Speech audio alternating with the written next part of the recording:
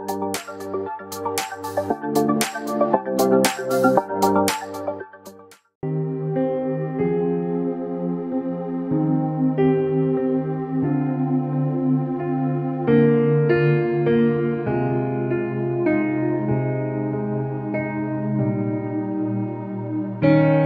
The Lord. पुन्हा एकदा सर्वांचं मनपूर्वक स्वागत. पास्टर मनोज तेलोरे मिनिस्ट्रीज या यूट्यूब चॅनलमध्ये. या चॅनलला आपण लाईक करूयात, सबस्क्राईब करूयात आणि अधिकाधिक लोकांपर्यंत हे चॅनल आपण शेअर करूयात. त्या ठिकाणामध्ये एक व्हॉट्सअप नंबर दिलेला आहे. तुमच्या जीवनामध्ये जर काही प्रश्न असतील तर तुम्ही त्या व्हॉट्सअप नंबरवर नक्कीच तुम्ही सांगू शकता. त्याचप्रमाणे तुमच्या जीवनामध्ये जर काही साक्ष घडली असेल तर ती साक्ष देखील तुम्ही त्या व्हॉट्सअप नंबरवर शेअर करू शकता. तुम्हाला जर या ठिकाणामध्ये यायचं असेल, तो नंबर लागला नाही, जर तुम्हाला काही प्रार्थना विनंत्या द्यायच्या असतील तर या ठिकाणामध्ये मी तुम्हाला 4 नंबर सांगत आहे. त्यातला पहिला नंबर आहे 9860274141. दुसरा नंबर आहे 9850144151. तिसरा नंबर आहे 9730319999. या नंबरवर तुम्ही कॉल करू शकता. हे शिलोह पेंटिकॉस्टल चर्चचे अधिकृत नंबर आहेत. परमेश्वर अद्भुतरित्या कार्य करत आहे. आज आपल्यामध्ये आपल्या चर्चच्या सिस्टर स्तुती आहेत. ते यावेळेस पुढे येतील आणि साक्ष सांगतील. लॉर्ड चर्च, आजची ही साक्ष खरं माझी आणि माझ्या फॅमिलीची नाही तर शिलोहची साक्ष आहे. कारण की माझ्या बाळाला 28 तारखेच्या दरम्यान हर्निया डिटेक्ट झाला होता आणि सगळ्यांना मी प्रार्थनेत आठवण ठेवण्यासाठी सांगितलेलं. पास्टरांना मेसेज केला, सोनोग्राफीचा रिपोर्ट पाठवला. त्यांचा मला रिप्लाय आलता, काळजी करू नको म्हणून. पण काळजी कशी करू नको म्हणजे इतकं टेन्शन आलेलं मला. आणि पण त्यानंतर त्या ज्या दिवशी कळालं त्या दिवशी इतकं मला म्हणजे निराश वाटायला लागलं की कारण की ओटीमध्ये काम केलं, ऑपरेट कसं होतं काय होतं सगळं माहिती होतं म्हणून अजूनच त्याच्यामुळे टेन्शन आलं. पण प्रभूच्या नावाला धन्यवाद देते. त्या ज्या दिवशी मेसेज आला त्याच्या संध्याकाळी मला खरंच एक होप वाटली. म्हटलं नाही, या वेळेला आपण चिंता करायची नाही, देवावर विश्वास ठेवायचा. आणि सगळ्या आरोग्याचे जेवढे वचन आहेत ती घोषणा केल्या मी माझ्या बाळासाठी. सगळ्यांना प्रार्थनेत आठवण ठेवण्यासाठी सांगितलं आणि चर्चच्या सगळ्या मंडळींनी देखील माझ्या बाळासाठी प्रार्थना केल्या. त्याच्या दुसऱ्या दिवशीच आम्ही कुठं ऑपरेट करावं याचा विचार करत होतो आणि माझ्या मिस्टरांच्या कामामध्येच हर्नियाचा एक कॅम्प होता. तिथं जे मेन डॉक्टर होते ते पण सिव्हिलमध्ये जे सर्जन आहेत त्यांचे हेड होते.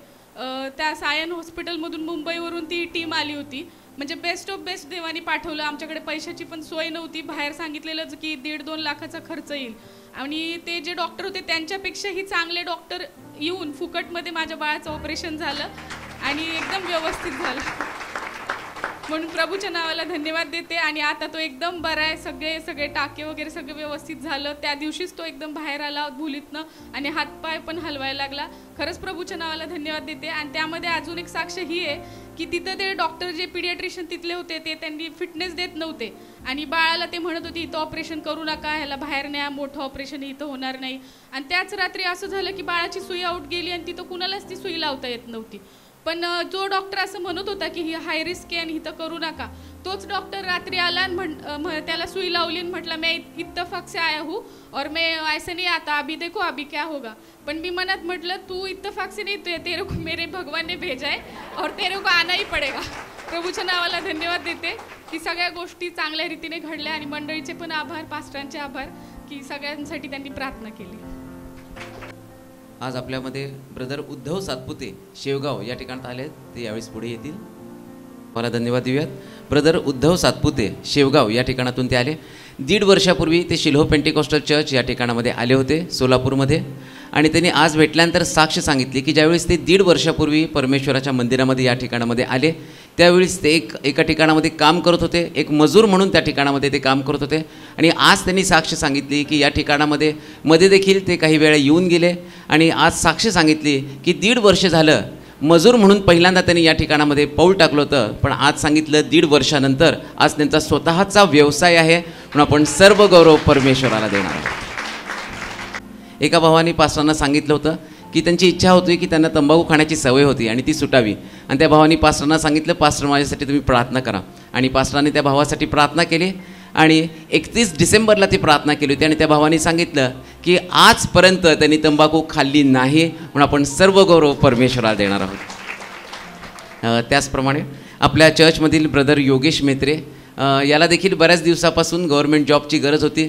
बऱ्याच दिवसापासून त्या शोधामध्ये होता आणि हे सगळ्या गोष्टी घडत असताना तो सारखं पास्टरांना सांगत होता की पास्टर माझ्यासाठी प्रार्थना करा. आणि पास्टरांनी देखील त्यासाठी प्रार्थनेमध्ये ठेवलं होतं.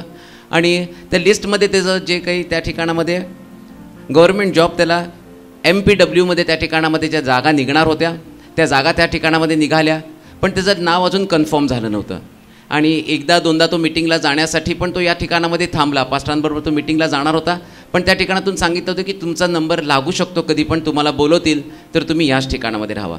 पण ज्यावेळेस तिसऱ्या वेळेस तसं त्याला सांगण्यात आलं त्यावेळेस तरी ठरवलं की नंबर येऊ दे काही होऊ दे, पण यावेळेस मी पास्टरांबरोबर मिटिंगला जाणार. आणि तो पास्टरांबरोबर मिटिंगला गेला.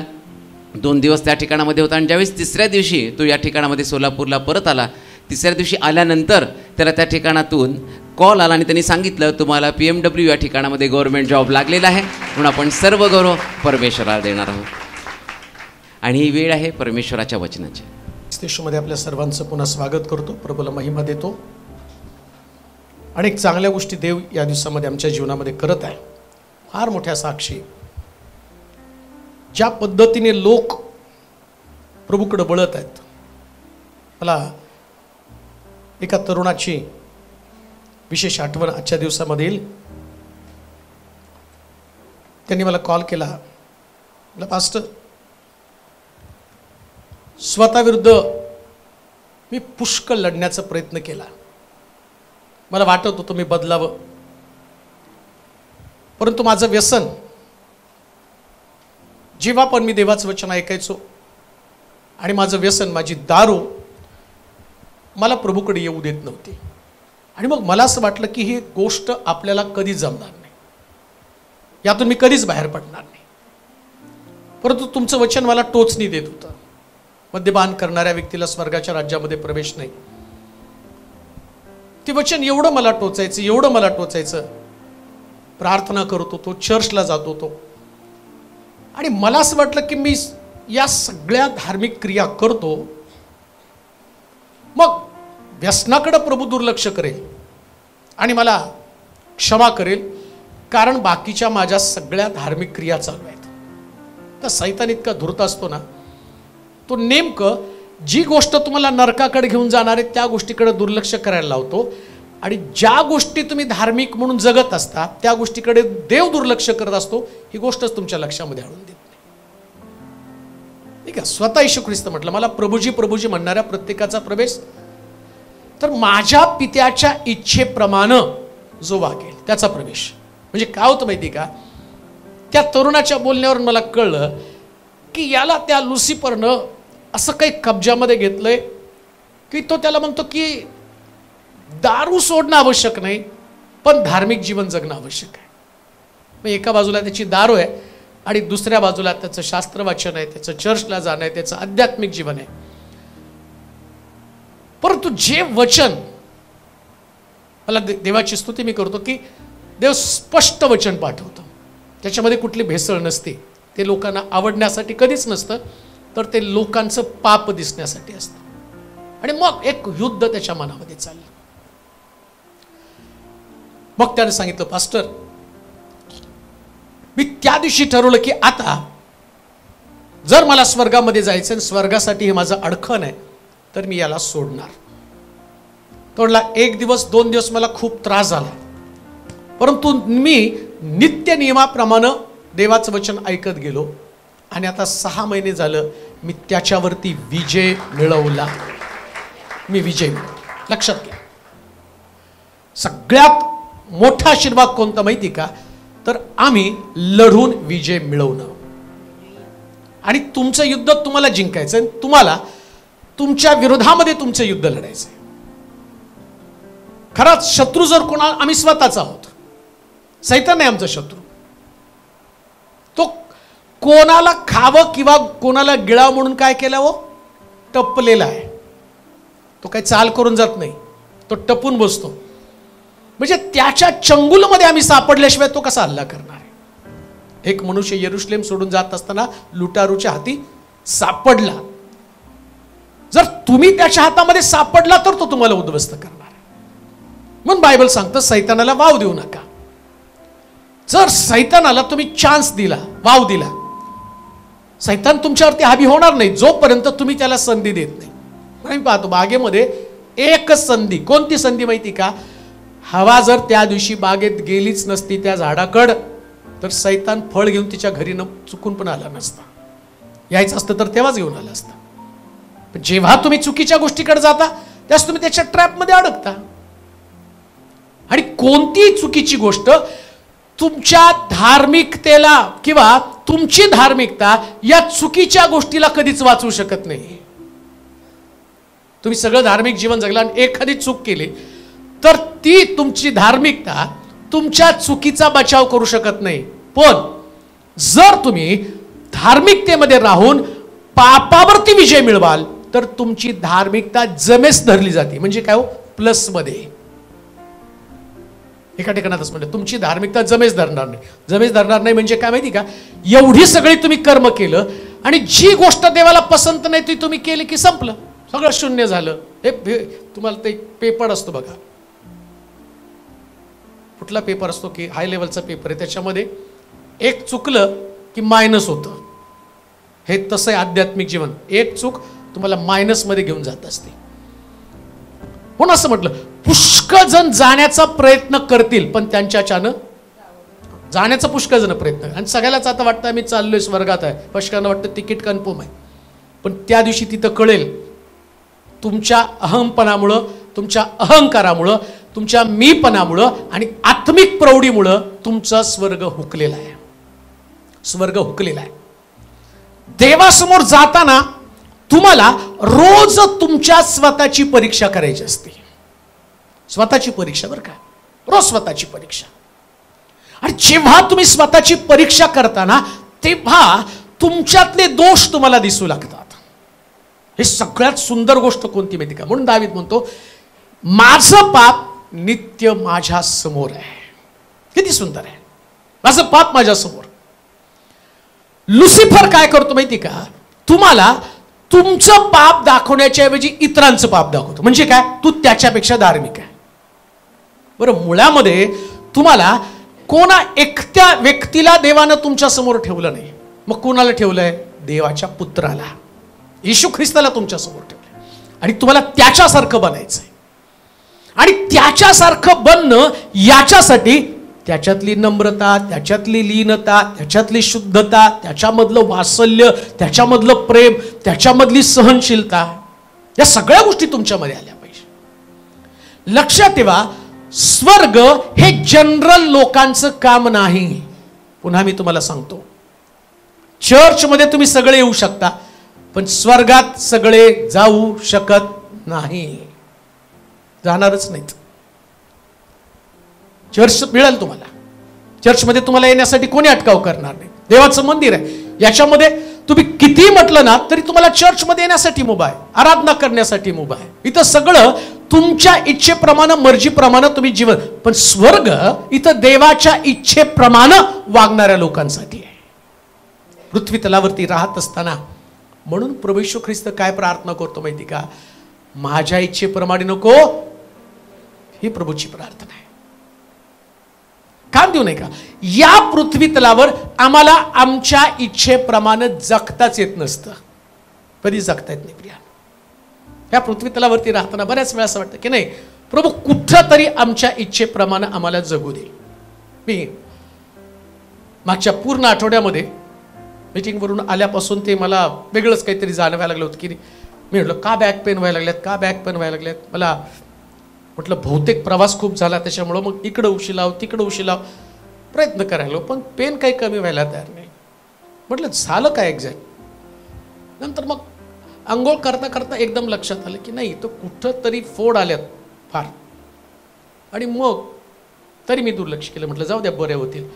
मग ते वाढल्या तसं मला माझ्या मनामध्ये आता कपडे पण घालता येणार, कसं करायचं बघ. कार्यक्रमाची तर भली मोठी लिस्ट, मीटिंगची लिस्ट, तेवढ्यात आमच्या आईने ते बघितलं आणि ती म्हटली एक काम कर, सगळ्या मीटिंग कॅन्सल करून टाक, सगळ्या मीटिंग कॅन्सल करून टाक. अरे तुझं जीवन महत्वाचं आहे, तू जगला तर मीटिंग घेशील. म्हटलं तसं नसतंय हे. त्या लोकांनी लाखो रुपये खर्च करून सभेचं नियोजन असतात, लोक अपेक्षा करत बसलेले असतात की यावं आणि देवाचं वचन सांगावं, लोकांची अपेक्षा असते. म्हटलं तसं नाही करतायत. त्याने तू जिवंत राहिला तर पुष्कळ मीटिंग करशील. म्हटलं नसतं. आपल्या इच्छेप्रमाणे जगणं ही सेवा नसती. सेवेमध्ये लोकांना काय अपेक्षित आहे मी तिला एक गोष्ट समजावून सांगितली. अगं हे लक्षात ठेव, मी तिथं जाऊन मरण आलं तर लोक स्वीकारतील, ते म्हणतील की खरोखर ही सेवा आहे. पण समजा मी माझ्या आजाराकडे पाहून तिकडं जर गेलो नाही तर लोक हे कधी स्वीकारणार नाहीत. हे वास्तव सत्य आहे. म्हणून मी का तुम्हाला सांगतो माहिती का, हे जीवन जे आहे ना ते आपल्यासाठी जगायचं नसतं. ज्यानं निर्माण केलं त्या निर्माणकर्त्यासाठी आपलं जीवन जगायचं असतं आणि त्या जगण्याला खरा अर्थ असतो. म्हणून एक गोष्ट ध्यानात ठेवा, रोजच्या दिवसामध्ये प्रभूकडे काय प्रार्थना कर, देवा तुझ्या इच्छेप्रमाणे हो. आणि एक गोष्ट ध्यानात ठेवा, जेव्हा तुम्ही देवाच्या इच्छेप्रमाणे जगता त्यास तो पौल म्हणतो, आता ख्रिस्ताच्या प्रीतीपासून मला कोण विभक्त करेल.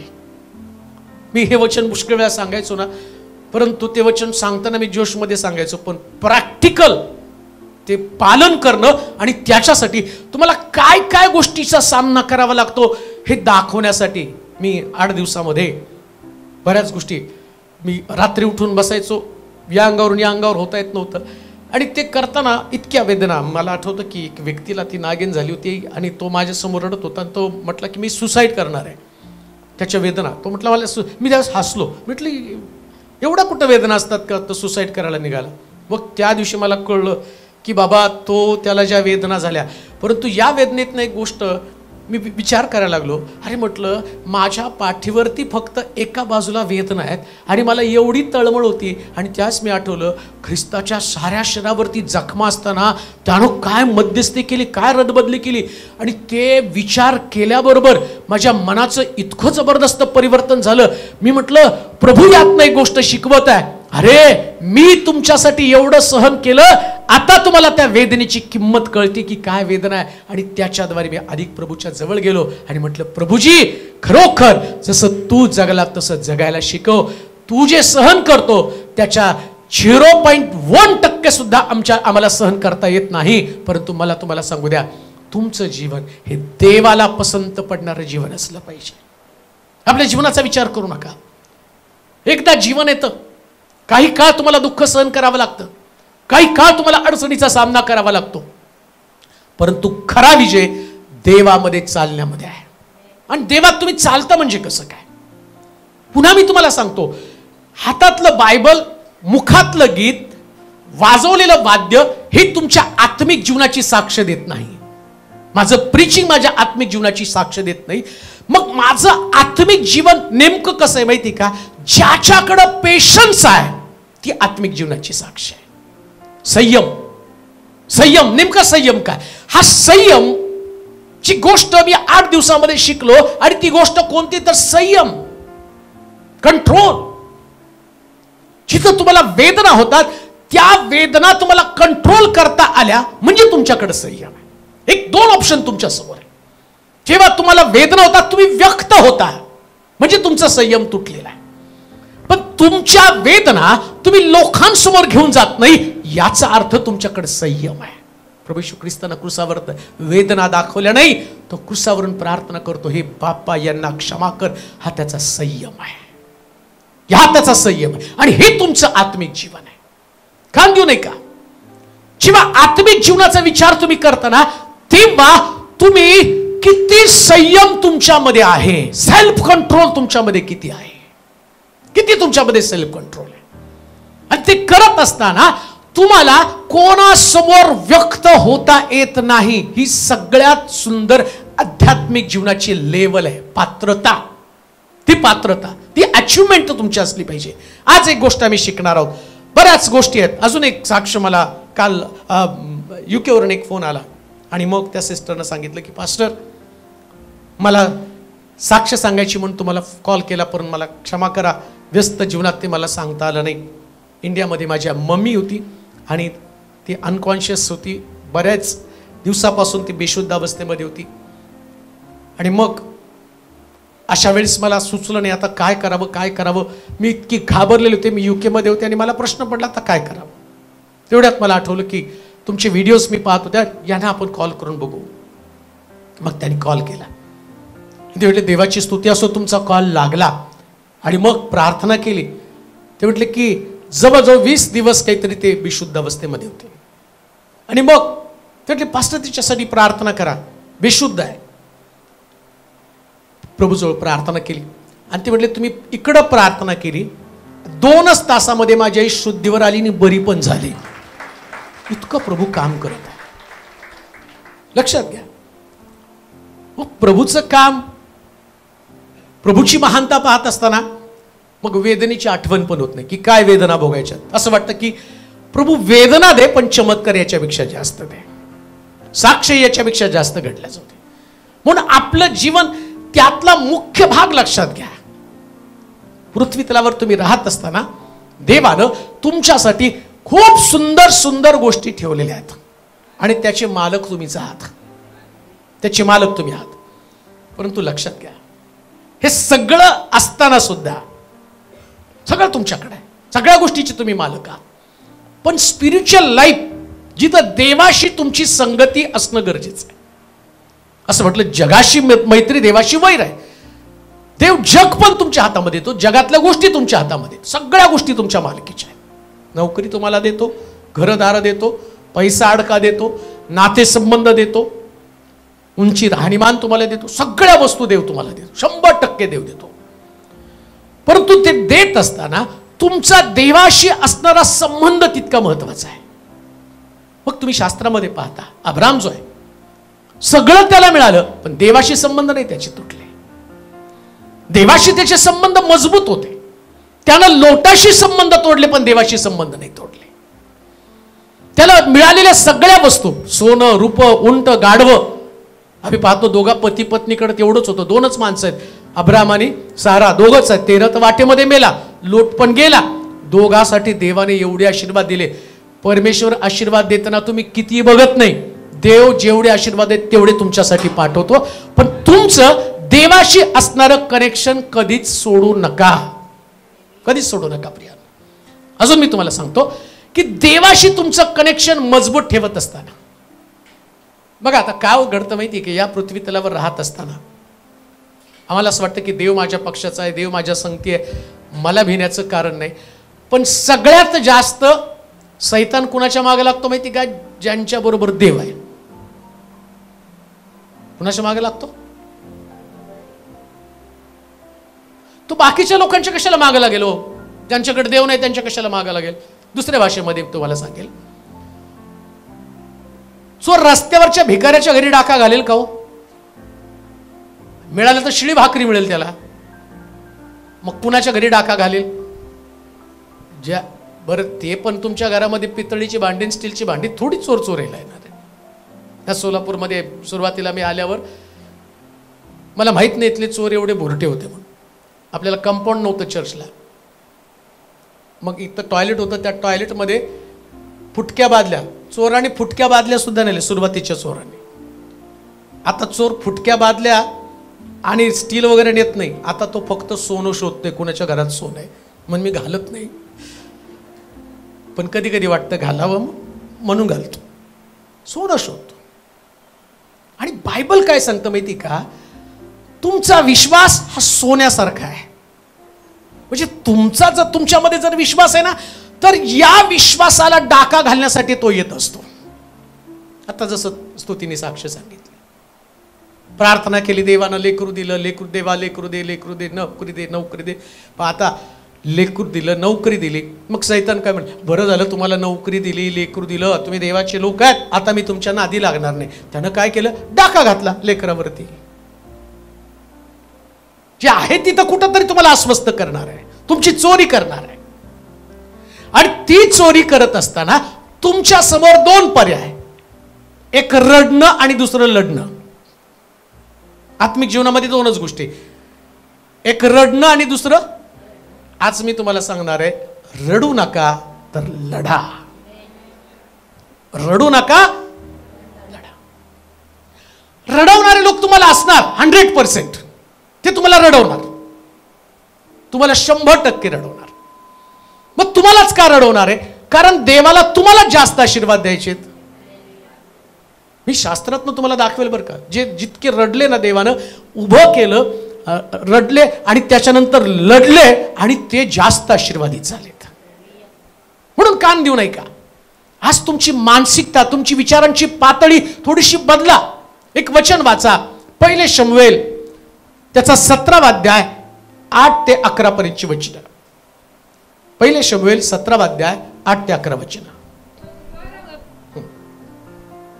तो उभा राहून इस्रायल सैन्यास तो उभा राहून इस्रायल सैन्यास मोठ्याने हाक मारून म्हणाला, मोठ्यानं हाक मारून म्हणाला, तुम्ही येथे येऊन युद्धासाठी सैन्य रचना का केली आहे? युद्धासाठी सैन्य रचना का केली आहे? मी बलिष्ठी नव्हे काय? मी बलिष्ठ नव्हे काय? आणि तुम्ही शौलाचे नौकर ना? तुम्ही शौलाचे नौकर ना? तुम्ही आपल्यातला एक पुरुष निवडा, तुम्ही आपल्यातला एक पुरुष निवडा आणि त्याने मजकडे यावे, त्यानं माझ्याकडे यावं, त्याने मजशी लढून त्यानं माझ्याशी लढून मला ठार मारले तर मला ठार मारले तर आम्ही तुमचे दास होऊ. आम्ही तुमचे दास होऊ. पण माझी त्याचवर सरशी होऊन माझी त्याचवर सरशी होऊन मी त्यास मारिले तर मी त्यास मारलं तर तुम्ही आमचे दास होऊन तुम्ही आमचे दास होऊन आमची सेवा करावी. आमची सेवा करावी. तो बलिष्ठी म्हणाला, बलिष्ठ म्हणाला, इस्रायलाच्या सर्व सैन्यास इस्रायलाच्या सर्व सैन्यास मी कसपटा समान लेखील आहे. मी कसपटा समान लेखलं आहे. कोणाही पुरुषास मज पुढे येऊ द्या, मज पुढे येऊ द्या, म्हणजे आम्ही दोघे युद्ध करू. आम्ही दोघे युद्ध करू. शाऊल व सर्व इस्रायल यांनी या बलिष्ठाचे हे शब्द ऐकले तेव्हा त्यांचे धैर्य खचले आणि ते फार भयभीत झाले. आता यहूदातील बेथलेहमच्या इशाय नामक एफात्याला दावीद नामे पुत्र बस 11 पर्यंत.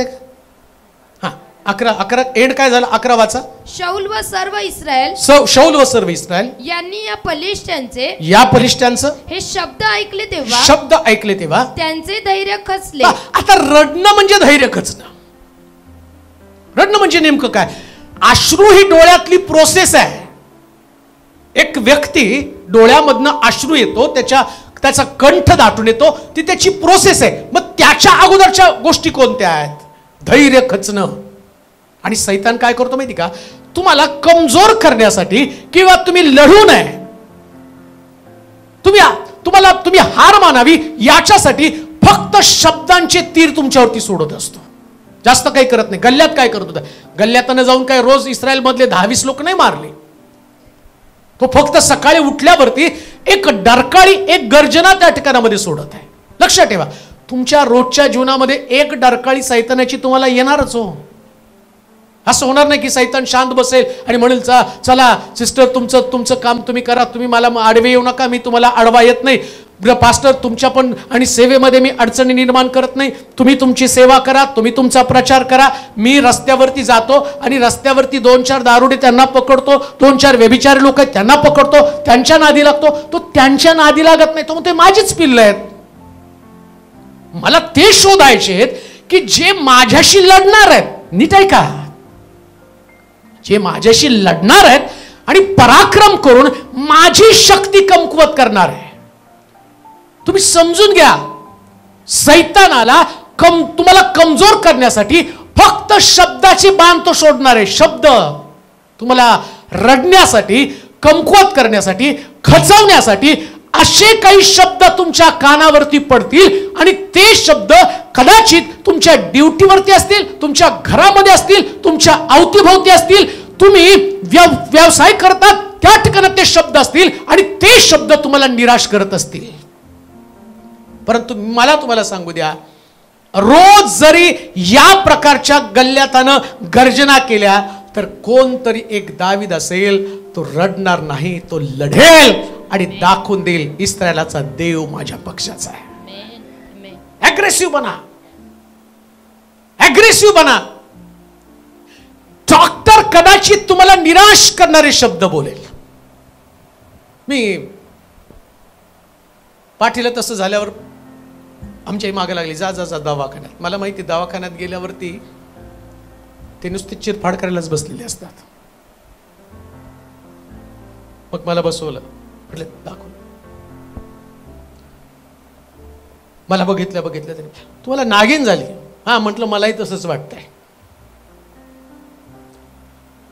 मग काही काळजी करू नका, अशा टेस्ट करा, तशा टेस्ट करा.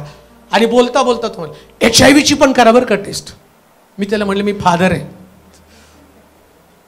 आता बघा, ते शब्द ऐकल्यावर मी किती धसका घेऊन घरी रडत अरे त्याने असं सांगितलंय. थोड्या वेळ मला पण कुठे इंजेक्शन घेतलं का, काय केलं, मला ते आठवायला लागलं. ते म्हणतोय म्हटलं मग कोणाचं इंजेक्शन वगैरे. मग ते घरी आल्यावर मग ते गुगलला सर्च केलं, हा असं का म्हटला. मग त्याच्यामध्ये ते येतं, याच्याने होतं, त्याच्याने होतं, सगळं गुगलमध्ये होतं. आता बघा, हे शब्द मला रडण्यासाठी भाग पाडणार आहे, पण मी रडणार नाही, मी लढणार. लक्षात घ्या, हे शब्द तुम्हाला तुमच्या कानावर कुठं ना कुठं तरी येत राहणार. हे करा, ते करा, ते करा, ते करा, हे करा. प्रश्न तो नाही की तुम्ही ऐकणाऱ्या शब्दांना रिॲक्ट कसे होता. मी नाही रिॲक्ट झालो त्याच्यामध्ये. मला माहिती ही नागेन काय अजून अख्खं वारूळ त्याच्यातून 10-12 नाग फिरायला लागले तरी काय होतं. अरे मग प्रत्येक जण वेगवेगळे सल्ला द्यायला लागले. मी म्हणतो एखादी पोंगी असेल तर बघा, त्याला डोलवा तरी त्या नागाला, नाही का. त्याने बिचाराने 5 दिवसाच्या गोळ्या दिल्या, पलम दिलं, सगळं दिलं. पण मला माहिती ती हट्टी एवढ्या लवकर जाणार नाही 5 दिवसात, ती काय. पण मी पण म्हटलं सगळ्या प्रोग्रामला सूट बीट घालून एकदम तिला दम. आज सकाळी उठल्यावर त्याच्यातलं बरेच ते त्यांचं मोडतोड झालं होतं सगळं. का? आम्ही रडणार नाही, आम्ही लढणार आहोत. लढा. कोणते शब्द, कुठल्या गोष्टी तुमच्याशी सैतान तुमच्या कानामध्ये बोलत आहे, तुमच्या परिवारासंबंधाने, तुमच्या व्यक्तिगत जीवनासंबंधाने, हे शब्द तुम्हाला सैतान तुम्ही लढू नये याच्यासाठी शब्द तुमच्या कानावरती टाकत असतो. तुम्ही हत्यार टाकावं, माघार घ्यावी, निराश व्हावं, खिन्न व्हावं, कष्टी व्हावं. आता विचार करा या सगळ्या गोष्टी. वाचा बरं तो शब्द, फार सुंदर आहे. शौल व सर्व इस्रायल यांनी या पलिष्ठ्यांचे हे शब्द ऐकले, तेव्हा त्यांचे धैर्य खचले. नाही, 8 वचन. तो उभा राहून इस्रायल सैन्यास मोठ्याने हाक मारून म्हणाला, तुम्ही येथे येऊन युद्धासाठी सैन्य रचना का केली आहे. कधी कधी सैतान तुम्हाला, तुम्ही जे करता ना त्या केलेल्या गोष्टीपासूनच तुमचं खच्चीकरण करतो. त्यानं युद्धासाठी सैन्य रचना केली.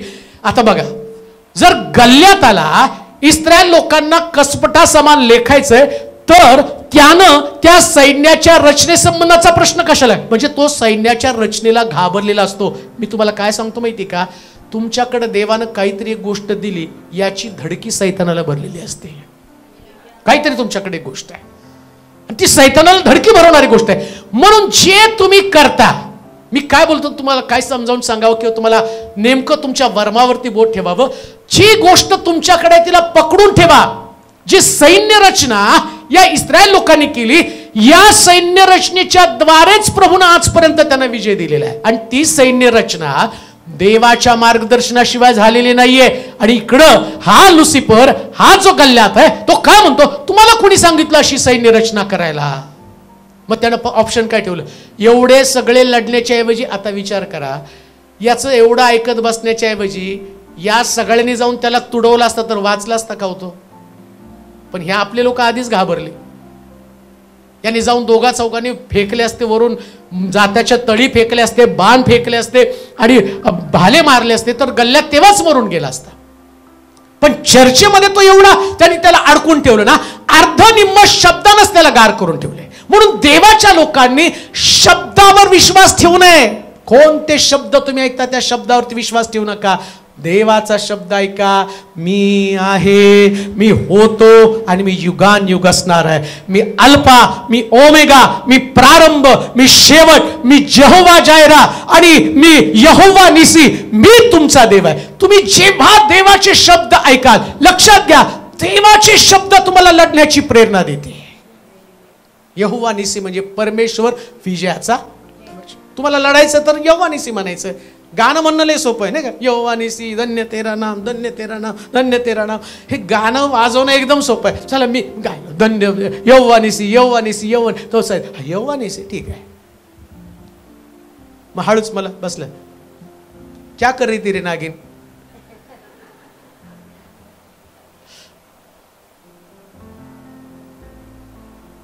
मी वर राहून त्याला सांगतो, मी तिला चेपवलेली आहे. हे तुमचं प्रॅक्टिकल जीवन आहे. वेदना घेऊन या, निराशा घेऊन या, पण निराशेनं तुमच्यावरती विजय मिळवू नये. तुम्ही निराशेवरती असा विजय मिळवा की तिकडं गल्ल्याथानं तुम्हाला पाहून तो चवताळला पाहिजे. असलेलं गल्ल्यात चवताळला. गल्ल्यात इस्रायल लोकांना पाहून चवताळला नाही बरं का. मी तुम्हाला सांगतो, रडू नका, लढा. हे सगळे रडत बसले गल्ल्या. दावीदचा शौल सुद्धा रडत बसला. शौलानं इतका विजय मिळवला, पण त्याचं सुद्धा पाणी पाणी झालं. काही गोष्टी, काही घटना तुमच्या अंतःकरणाचं पाणी पाणी करणाऱ्या घटना असतील. तुमच्या जीवनाशी, तुमच्या परिवाराशी निगडीत त्या गोष्टी असतील, आणि तुम्ही त्याला पाहताना लक्षात ठेवा, दावीद बनून सगळ्या प्रश्नाचं विश्लेषण करायला सुरुवात करा. अश्रू कसे थांबणार आहे, कशा पद्धतीने लढण्याची प्रेरणा येणार आहे. दावीद बनल्याशिवाय कोणी लढू शकणार नाही. दावीदच बनावं लागणार आहे. एक वचन वाचा म्हणजे तुम्हाला समजेल, त्याच्या पुढे वाचा. तो उभा राहून इस्रायल सैन्यास मोठ्याने हाक मारून म्हणाला, तुम्ही येथे येऊन युद्धासाठी सैन्य रचना का केली आहे? मी बलिष्ठी नव्हे काय? मी कोण आहे? बलिष्ठी. सैतान तुम्हाला, तुला माहित नाही मी कोण आहे? मी अमावस्येचा आहे, मी पौर्णिमेचा आहे.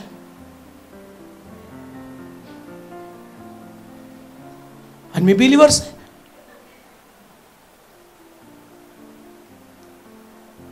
सकाळी एक व्हिडिओ पाहिला, जरा वेदना झाल्यावर बघतो कॉमेडी विसरायला. दोघं जण रस्त्याने चाललेले असतात, मित्र. त्यांनी गाडीला कट मारला आणि तो गाडीवरून खाली उतरला, आणि ज्याला कट मारला तो त्यांच्याकडे असे डोळे ओटून बघायला लागला. तो त्याला सांगतो, गाडीवरचं ज्याने कट मारला तो गेला घरी. याचं फिरलं डोकं.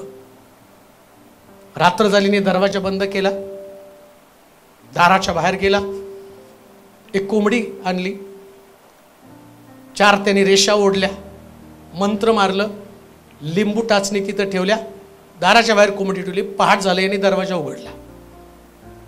आणि त्याचे सगळे डोळे वाटरलेले. मी म्हटलं काय इंटरेस्टिंग आहे, आता ह्याच्यातनं काय दाखवतात काय माहिती. आणि मग त्याने दरवाजा उघडला, दारात कोंबडी बघितली, लिंबू बघितला, दोघांचे डोळे फाटले. त्याने कोंबडी उचलली, लिंबू उचलला, मिक्सरमध्ये घातली आणि मस्त कोंबडी करून त्यांनी खाल्ली. अहो, ज्यांच्याकडे येशू नाही ते एवढं सगळं करतात. तुम्ही का रडता? लढा, कारण तुमच्या बरोबर येशू आहे. परिस्थितीचं जगाकडे पाहताना, सैतानाकडे पाहताना एकदम तुच्छतेने पहा. पण तुम्ही बलिष्ठ आहे. त्यानं म्हटलं ना, अरे मी सैतान आहे, तुम्ही त्याला म्हणायचं, अरे सैताना, तुला येशूनं माझ्या पायाखाली दिलं का? तर मी मंडळी आहे, मी चर्च आहे, मी विश्वासणारा व्यक्ती, देवाचा व्यक्ती आहे. आणि देवाच्या व्यक्तीचं वैशिष्ट्य काय माहिती का? तो प्रश्नाला पायाखाली ठेवतो. तुम्हाला माहिती का, या गल्ल्यात आला पहा, हे किती सुंदर बायबल आहे ते तुम्हाला समजेल. गल्ल्यात आला, ज्यावेळेस मारलं, त्या दगडाने त्याला मारलं ना, दगडाने मारल्यावर त्याच्या कपाळावर मारलं, तो खाली पडला. मग दावीद तिथं गेला, त्यानं गल्ल्याताची तलवार काढली, त्याच्या मानगुटीवर पाय दिला आणि त्याची मान कापली. म्हणजे त्याने दाखवून दिलं सैतान कुठे आहे. गल्ल्यात आधी काय म्हणत होता, मी कोण आहे? बलिष्ठ आहे. आता दावीद काय म्हणतो, अरे बलिष्ठ्या, तेव्हा तू ओरडत होता मी बलिष्ठ आहे, मी बलिष्ठ आहे. तो म्हणतो मी इस्रायली आहे. आता बलिष्ठी खाली आहे आणि वर इस्रायली आहे. ही ताकद तुमच्या आणि लढण्याची ताकद आहे. रडू नका, लढा. आज जो गल्ल्या तुम्हाला दिसतो ना, एक दिवशी तो तुमच्या पायाखाली असणार आहे. एक दिवशी तुमचा प्रश्न तुमच्या पायाखाली असणार आहे. एक दिवशी तुमची समस्या तुमच्या पायाखाली असणार आहे. आता ती समस्या तुम्हाला भीती दाखवणार आहे. तिचं कामच आहे तुम्हाला भीती दाखवणं. तुम्ही कसे लोक आहात हे नेमकं सिद्ध कशा. एखादा व्यक्ती निर्भीड असतो. बघा तुम्ही, आपल्याकडे पूर्वी पहिलं एक कुत्रं आणलं होतं, खूप सुंदर होतं कुत्रं, ब्राउनी नाव होतं त्याचं, ब्राउनी. एवढं दणकट कुत्रं, कोण आलं की त्याच्या अंगावरती जायचं. आणि मग त्याच म्हणतो, काय कुत्रं आणलं, काय कुत्रं आणलं, ब्राउनी एवढं भारी. कोणाला बघितलं तर अंगावर जातं. आणि दिवाळी आली आणि फटाकडे वाजले. फटाकडे वाजल्यावर ते कुत्र एवढं डरकळ्या फोडत होतं, पण फटाकडे वाजलं लट लट लट लट लट. अरे म्हटलं उपयोग काय याचा, हा फटाकड्याला थर थर थर थर थर थर कापायला लागला. त्याला बघून म्हटलं याला अटॅक येऊन मरतो का काय. अहो याची डरकाळी एवढी भारी होती की त्या डरकाळीने चोर घाबरत होते. पण जेव्हा फटाकड्याचा, आमच्या विश्वासणाऱ्यांचा प्रॉब्लेम हाच आहे हो.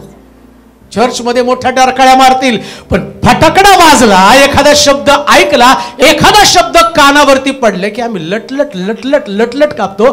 पण दावीद लटलट कापणारा व्यक्ती नव्हता. तो उठला आणि गल्ल्याथाविरुद्ध लढला.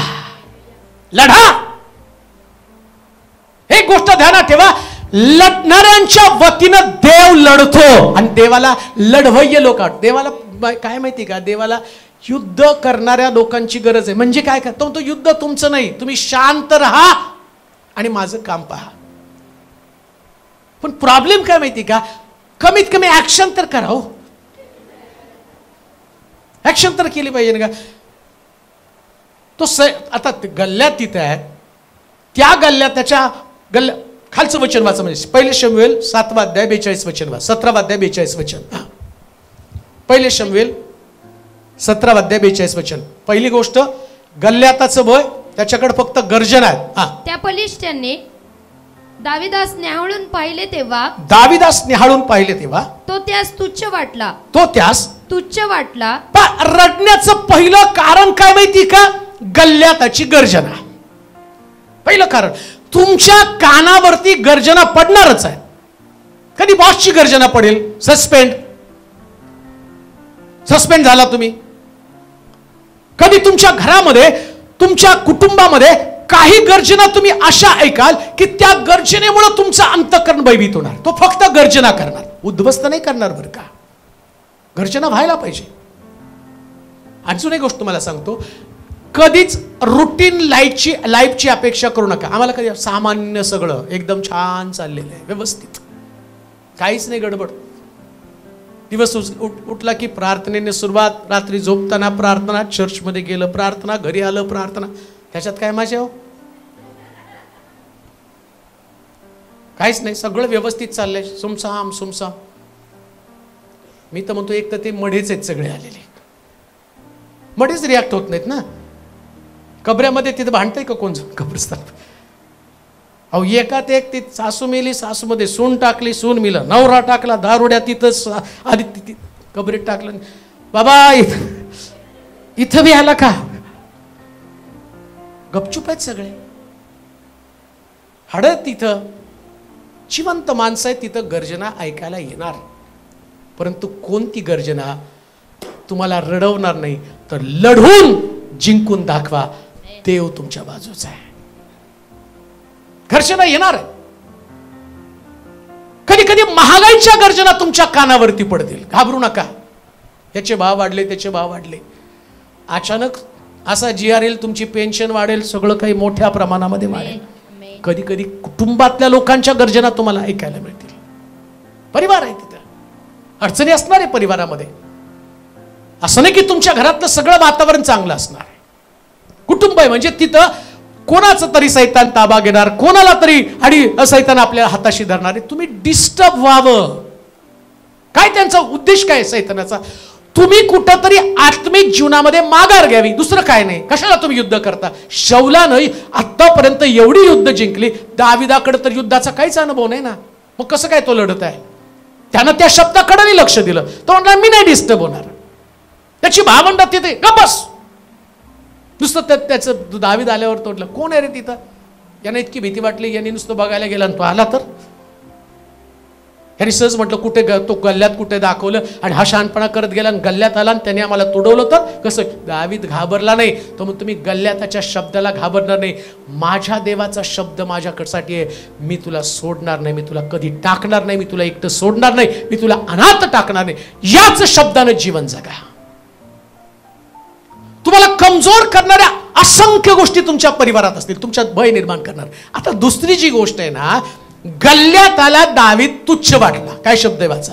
त्या पलिष्ठ्यानी दाविदास न्याहाळून पाहिले, दाविदास न्याहाळून पाहिलं तेव्हा तो त्यास तुच्छ वाटला, तो त्यास तुच्छ वाटला. दुसरी तुमची समस्या काय, कोणीतरी तुम्हाला तुच्छ समजत असेल म्हणून पण रडू नका. का माहिती का? ज्या दाविदाला गल्ल्यात तुच्छ समजत होता त्याच दाविदानं या गल्ल्याताच्या मानगुटावरती पाय ठेवला होता. कान देऊ नाही का बरं का? आज तुम्ही कदाचित या प्रकारच्या परिस्थितीचा सामना करत असाल. इकडं अहंकारामुळं गल्ल्यातामध्ये एक अहंकार. कोणता अहंकार? त्याची उंची हा त्याचा अहंकार आहे. त्यानं जिंकलेली युद्ध हा त्याचा अहंकार आहे. आतापर्यंत त्यानं कमवलेली बॉडी हा त्याचा अहंकार आहे. या पृथ्वी तलावरती राहत असताना काही लोक अहंकारामुळे तुम्हाला तुच्छ मानत असतील, ते तुमचा तिरस्कार करत असतील, म्हणून पण रडू नका. जे तिरस्कार करतील ना, एक दिवशी तिरस्कार करणाऱ्या लोकांसमोर देव तुम्हाला विजय देणार आहे. तिरस्कृत जीवन जगत आहात. मला माहिती की आत्मिक जीवन जेवढं सोपं वाटतं तेवढं सोपं नसतं. काय झालं हामानाचं? मर्दखै, हामान जो आहे तो मर्दखैला नेहमी तिरस्कृत जीवन देत होता, त्याचा तिरस्कार करत होता. परंतु प्रभूनं त्याला सोडलं नाही ना. सोडलं. आज जरी तो तुझा तिरस्कार करत आहे तर एक दिवशी मी तुझ्यासाठी अशी योजना, असं प्लॅनिंग तयार करून ठेवेल की जो आणि तुझ्यासाठी योजना करतो तो असणारा हामान एक दिवशी तुझ्या समोर नसणार आहे. कान देऊ नाही का? देवाचे लोक या नात्यानं कोणी तुमचा तिरस्कार केला, कोणी तुम्हाला तुच्छ मानलं, कोणी तुमची हेटाळणी केली तरी याकडे तुमचं लक्ष लावू देऊ नका. कारण बायबल सांगतं या गल्ल्याताला आपल्या ताकदीचा अहंकार वाटला आणि त्याच्यासाठी त्या दाविदाला त्यानं तुच्छ मिळलं. पण एक गोष्ट ध्यानात ठेवा, जेव्हा दाविदाला तुच्छ मानलं, तिरस्कार त्याचा केला, परंतु दाविदामध्ये एक मोठा विजय लपलेला होता. येते का तुमच्या लक्षात? कोणाचा तिरस्कार केला? ज्याच्यामध्ये मोठा विजय. आणि कुठला विजय माहिती का? जो शाऊलापेक्षा दाविदाला श्रेष्ठ ठरवणार आहे. मी जास्त त्याचं वाचलं ना, मी म्हटलं अरे आम्ही पृथ्वी तलावर राहताना तिरस्कार करणाऱ्या लोकांकडे आम्ही पाहिलं, अरे बापरे माझा एवढा तिरस्कार करतात आणि मी त्याच्यानं निराश होतो, रडतो, कष्टी बनतो. परंतु देव म्हणतो अरे या तिरस्कारामध्ये मोठा विजय लपलेला आहे. मोठा विजय तुझ्यामध्ये लपलेला आहे. म्हणून लक्षात ठेवा, कधीच कोणाचा तिरस्कार करू नका.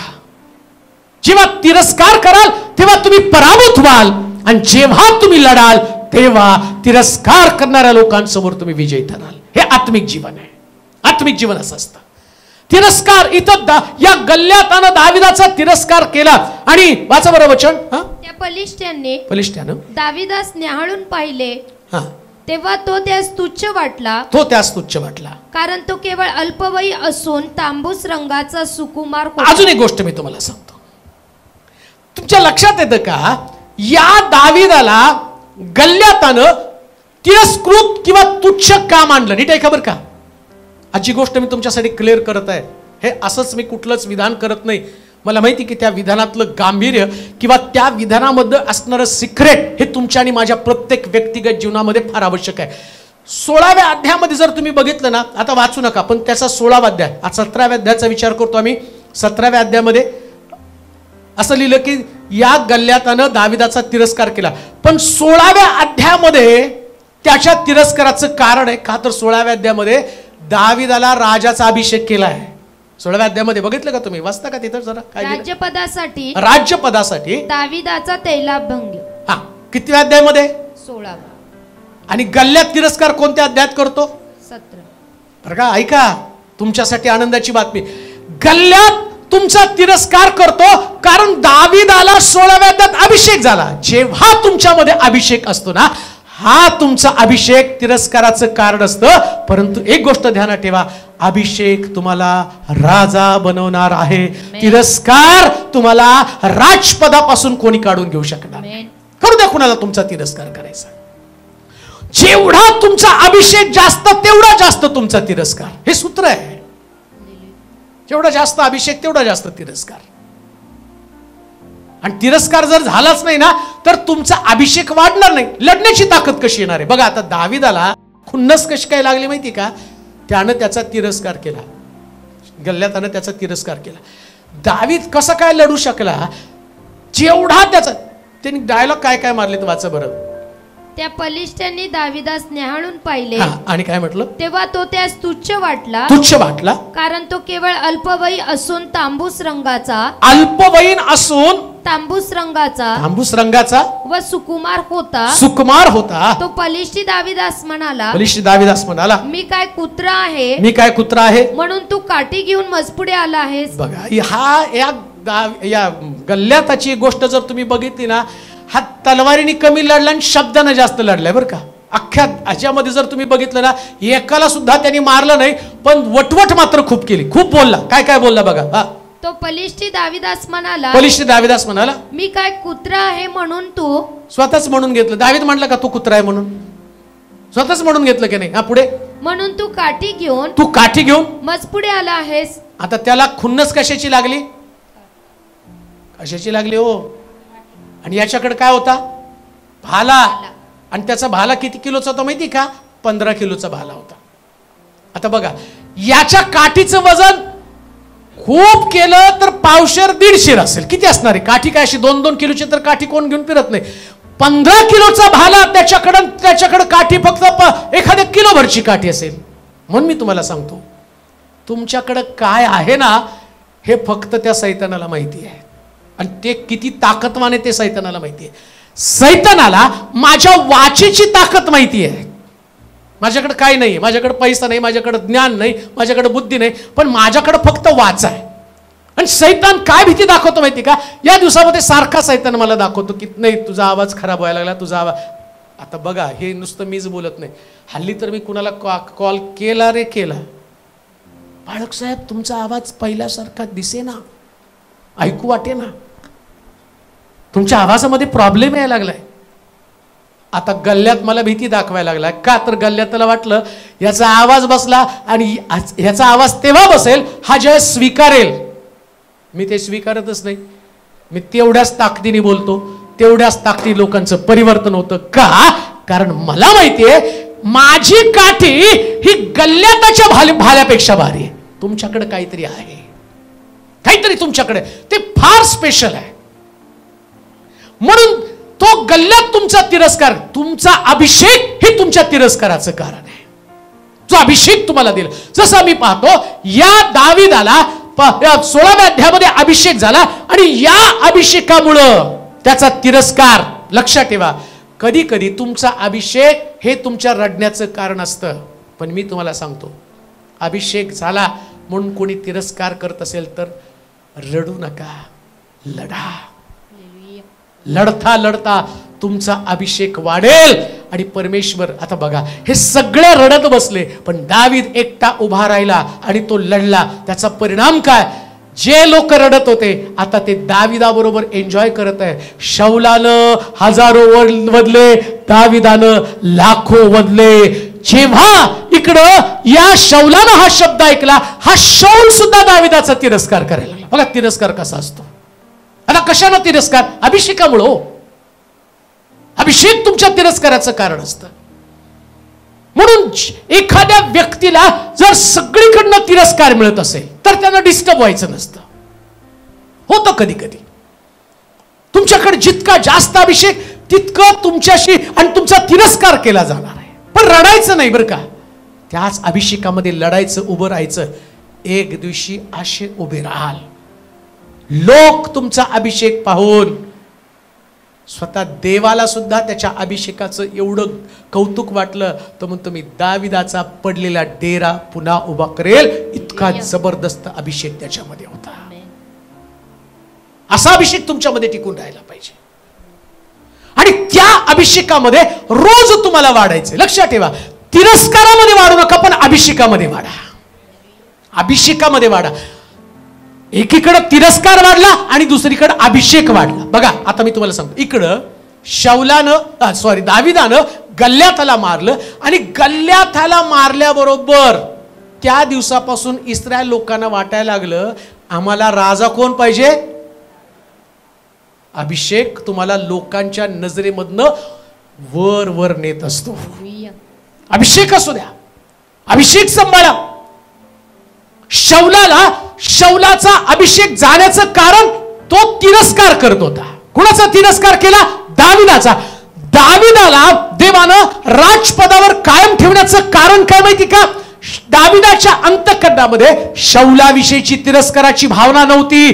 त्यानं अभिषेकाचा सन्मान केला. आम्ही पाहतो त्या अभिषेकानं दावीद काय म्हणतो, ज्या व्यक्तीनं शौलाला मारलं तो म्हणतो याला मारा. का तर यानं अभिषेकाविरुद्ध हात चालू, अभिषिक्ताविरुद्ध हात चालवलाय. म्हणून लक्षात ठेवा, काही झालं तरी तुम्हाला गल्ल्याताने तुम्हाला तुच्छ मानलं, तिरस्कार केला, त्याच्या ताकदीचा अहंकार त्याला वाटला, तरी सुद्धा तुमचा अभिषेक रडण्याचं कारण असलं तरी घाबरू नका. रडण्यापेक्षा लढा. आणि जेव्हा तुम्ही लढाल त्यास परिस्थिती बदलेल आणि एक दिवशी गल्ल्यात नक्कीच जमिनीवरती असणार आहे. एक दिवशी गल्ल्यात जमिनीवरती असणार आहे. ज्याच्या पराजयाची तुम्हाला भीती वाटते, तिथं तुमच्या मनामध्ये एक प्रकारचा संभ्रम आहे, धाकधूक आहे. लक्षात घ्या, या सगळ्या परिस्थितीचा विचार करत असताना तुमची कनेक्टिव्हिटी देवाशी मजबूत असली पाहिजे. गल्ल्यात अशाशी कनेक्टिव्हिटी असू देऊ नका. तो दावीद त्या गल्ल्याताला त्यानं एक साधी शिवी सुद्धा दिली नाही, एक शब्द पण बोलला नाही. हो,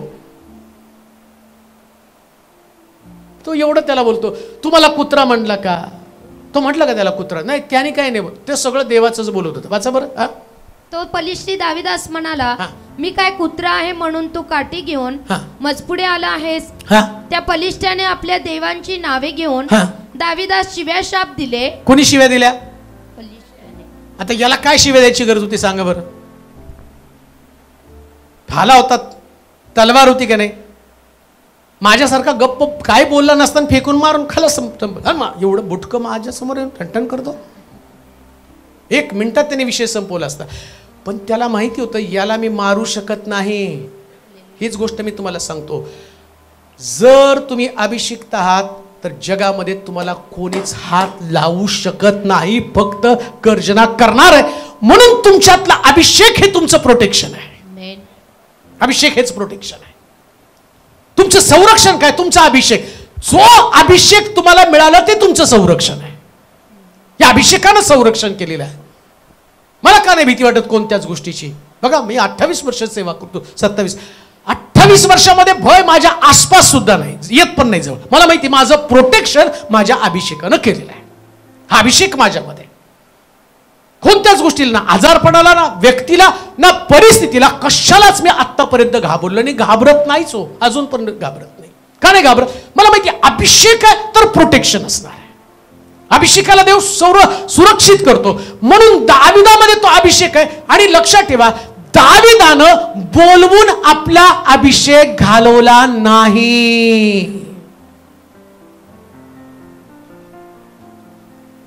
गल्ल्याताकड पण अभिषेक होता.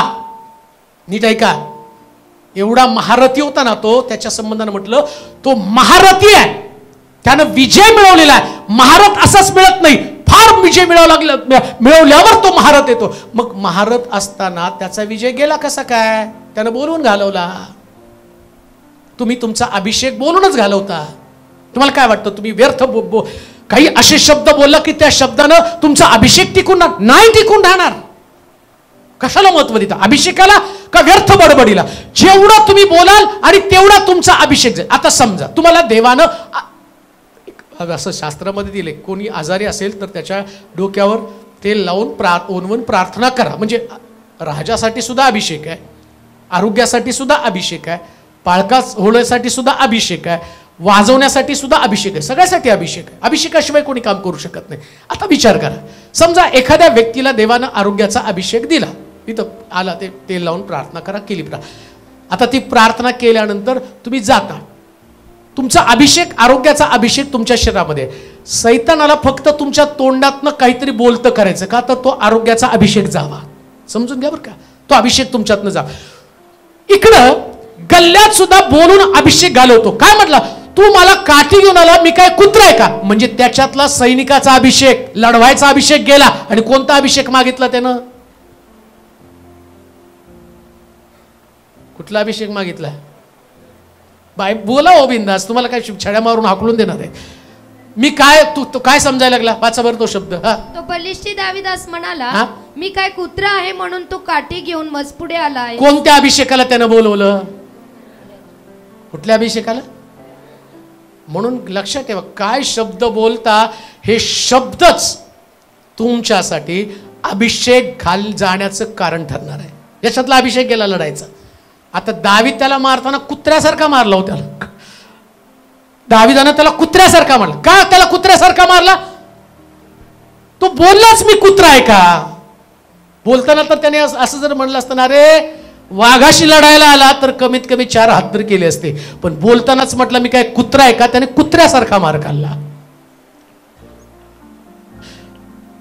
कसलं भारी बायबल आहे बघा. काय तुम्ही बोलता ते होता.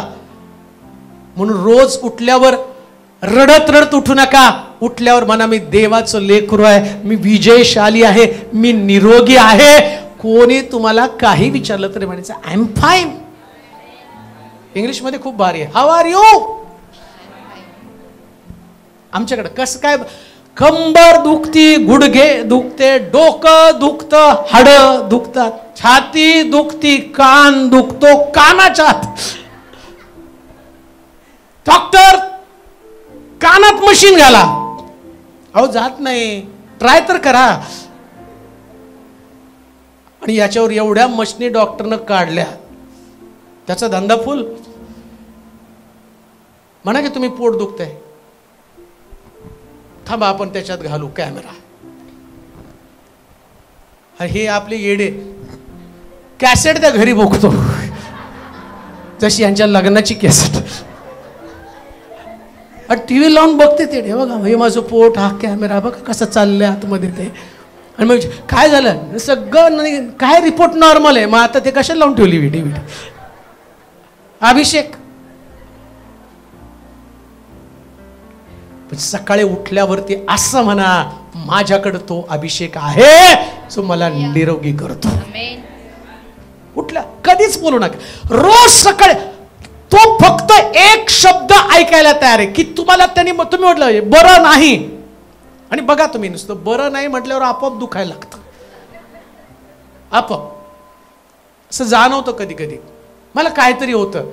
ते डॉक्टरचे काय होतं म्हणून तू तुमच्याकडे आलो, काय होतं कळलं. मला काहीतरी होतं, मला काहीतरी होतं, मला काहीतरी होतं, मला काहीतरी होतं. मग कधी काय काय होतं, नाही खाऊ खाऊ वाटतं. हाऊ राय तोंडाला तुझ्या लगाम नाही, मग खाऊ वाटतं. डॉक्टरला काय दाखवतो तिथं, थोडंसं उपास कर ना. खाऊ वाटतं म्हणून पण डॉक्टरला, आणि खाऊ वाटत नाही म्हणून पण डॉक्टरला. 1 चपाती खाल्ली तरी डॉक्टरला, आणि 4 चपात्या खाल्ल्या तर डॉक्टरला प्रश्न पडत असला, अरे यांच्या पोटाला जेवढं लागतं तेवढंच पोट स्वीकारणं. डॉक्टर 1च चपाती जाती, ते बी म्हणतो ठीक आहे घ्या टॉनिक आणवा टनटन. अभिषेक रोज सकाळी स्वीकारा. रडू नका, लढा. लढा.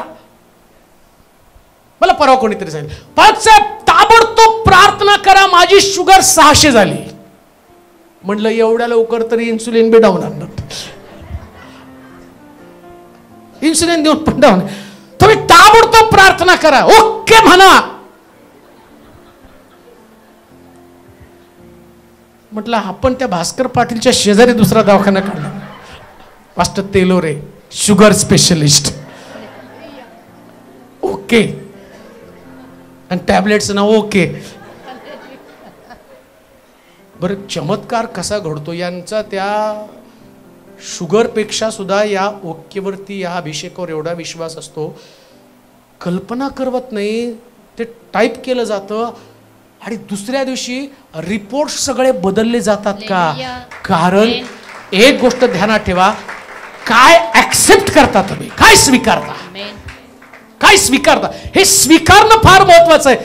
कधीच रडत बसू, तुमचे रिपोर्ट्स घेऊन रडत बसू नका, ती गरज नाही. आता कसं व्हायचं, 600 उद्या, 800 उद्या, 1000 उद्या स्कोर. पण खायला कमी करा, नाही तर 800 चालले लाडू तोंडामध्ये, गप्पा गप्पा गप्पा, गुलाबजाम येऊ द्या. पाळक साहेबांनी सांगितलं, आणि ते खाऊन आपण ओके करू ना टाईप. ओके व्हायच्या आधीच तुमचं स्विच ऑफ होऊन जाईल.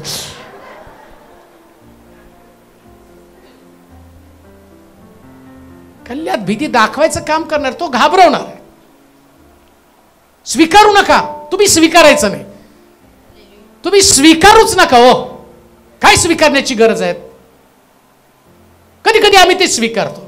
कारण असंच डॉक्टरला चेक करायला गेल्यावरती आता ती पद्धत बदलली. ते पहिले बीपी चेक करून घेते. बीपी चेक केलं माझं ते आणि कागदावर लिहून ठेवलं. मी 10 वेळा ते बघायला गेलो. एवढ्या चिठ्ठीत किती लिहिलंय म्हटलंय? 123 आणि खाली 97. माझा नंबर यायला वेळ होता. गुगलवर गेलो. 97 म्हणजे किती एक? गुगल टपूनच आहे. म्हटलं हे 123 120 80 असं काहीतरी असतंय. म्हटलं हे 97 कसं काय झालं आणि हे 3 कशी काय वाढली? आता ते डॉक्टर येईपर्यंत गुगलला शोधून शोधून त्याला एवढं परेशान करून ठेवलं.